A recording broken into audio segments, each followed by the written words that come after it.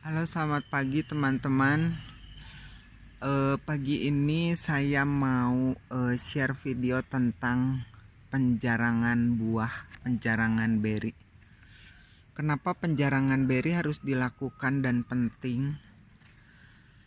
Satu, biasanya untuk memperbesar buah, untuk menyamakan besar kecilnya buah, menyamakan kematangan buah kayak gitu ya, salah satu contohnya. Yang kedua adalah untuk memberi ruang antar beri agar tidak saling berdempetan sehingga bisa pecah buah. Yang ketiga adalah untuk menghindari penyakit, salah satunya jamur dan hama ya. Penjarangan buah itu dilakukan, kalau yang saya lihat di Korea itu sampai 80-80% ya. Jadi cuma disisain sedikit untuk mendapatkan anggur yang berkualitas. Dan ini anggur saya menjarangkan hanya sekitar 20%. Saya melakukan penjarangan tapi hanya 20%. Dan ini hasilnya. Padahal nih anggur-anggur saya dibungkus semuanya, ini baru dibuka untuk saya kasih lihat ke teman-teman biar teman-teman juga tahu apa akibatnya kalau kita nggak melakukan penjarangan buah dengan benar. Ini salah satu contohnya ya, tuh. Padahal dibungkus. Yang ini masih dibungkus karena masih kecil. Ini buah susulan ya, tuh, tuh, tuh. Ini akibat tidak dilakukan penjarangan buah. Jadi yang kecil-kecil juga saya biarin. Ini bisa dilihat dari perbedaan kecilnya ya.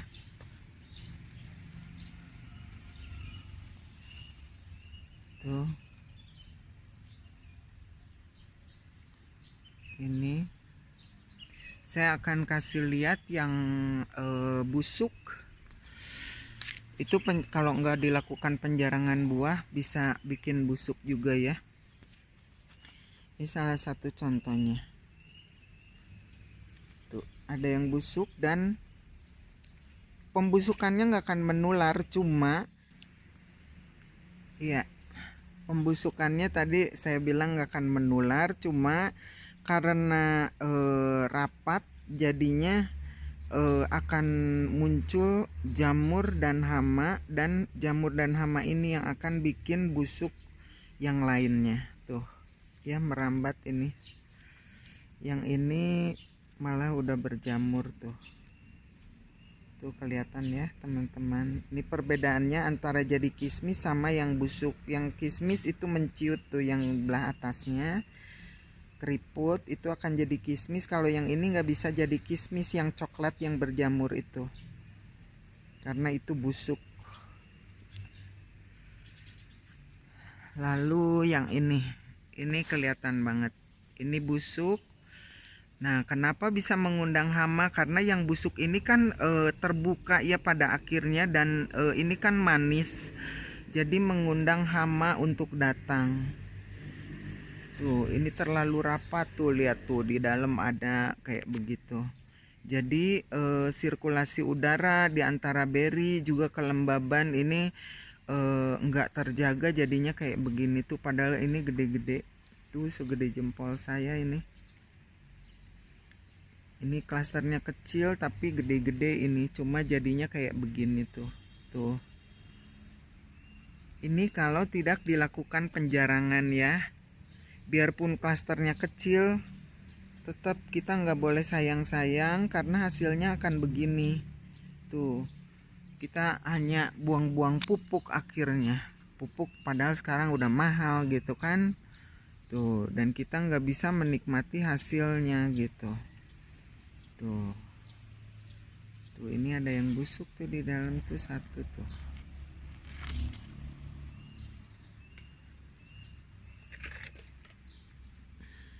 ini lagi tuh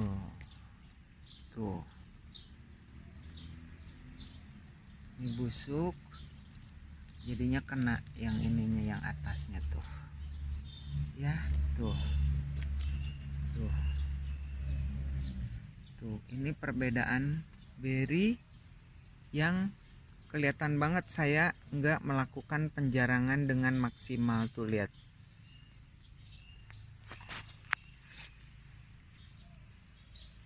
Ini berinya besar tuh ya, segini, sementara yang di bawah kecil sekali. Ini juga tuh, lihat. Ini juga tuh, bayangkan yang ini sini, yang ini lebih kecil dari kelingking saya. Tuh ini hama dan jamur. Tuh. Ini udah waktunya panen sih dari kemarin.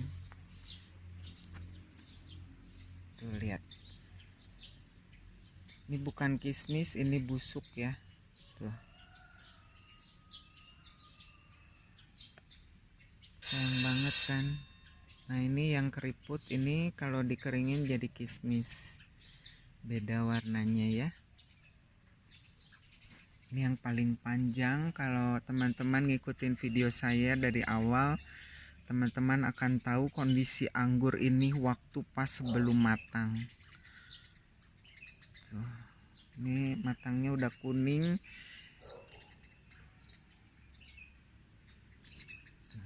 Jadi melakukan penjarangannya memang benar-benar harus ekstrim kalau ingin mendapatkan hasil yang kualitasnya bagus. Tuh lihat ini, kalau yang ini enggak dibungkus dan enggak dijarangkan karena ini klaster kecil, tapi lihat nih hasilnya tuh ya tuh, karena terlalu padat. Padahal saya sempat menyemprotkan fungisida dan pestisida kalau ke yang ini, karena ini nggak dibungkus gitu. Kalau yang dibungkus nggak kena. Tuh, ini akibat tidak dilakukan penjarangan ya. Dan saya membiarkan bunga-bunga susulan tumbuh menjadi beri. Sementara ini ditanam di planter bag 100 liter. Nah itu ya, 100 liter gitu teman-teman. Jadi penjarangan buah itu, penjarangan beri dilakukan 3 kali. Yang pertama waktu pas berinya masih kecil-kecil. Yang kedua berinya sudah agak besar ya, sudah mulai terlihat padat, itu penjarangan lagi. Dan yang ketiga itu pokoknya selama tangkainya masih hijau dan terlihat padat, itu harus dijarangkan teman ya. Kalau sudah tangkainya sudah coklat, nggak akan bisa lagi kali ya. Tuh ini nggak akan bisa dijarangkan lagi teman-teman. Kalau masih kecil kayak yang masih dibungkus itu masih bisa dilakukan penjarangan ya. Tuh ini kemarin saya melakukan penjarangan, ini harus melakukan penjarangan lagi karena terlihat padat di atasnya tuh. Yang bawahnya udah enggak. Yang ini saya harus melakukan penjarangan lagi tuh di bawah. Tuh padat sekali. Ini padat sekali tuh. Oh padat banget ini. Tuh ini beda ukuran. Jadi yang kecil-kecil itu harus dibuangin teman-teman, karena pada akhirnya dia nggak akan mateng sama dengan yang lainnya gitu. Jadi jangan sayang-sayang. Tuh Oke, segitu dulu video ini. Semoga bermanfaat untuk teman-teman dalam menjarangkan buah ya, menjarangkan beri. Jadi sama dengan rasa sayang ke pasangan, ke anak atau ke siapapun itu. Kalau rasa sayangnya berlebihan ya jadinya seperti ini, merusak jadinya ya. Oke, sampai jumpa di video selanjutnya. Terima kasih sudah menonton. Bye.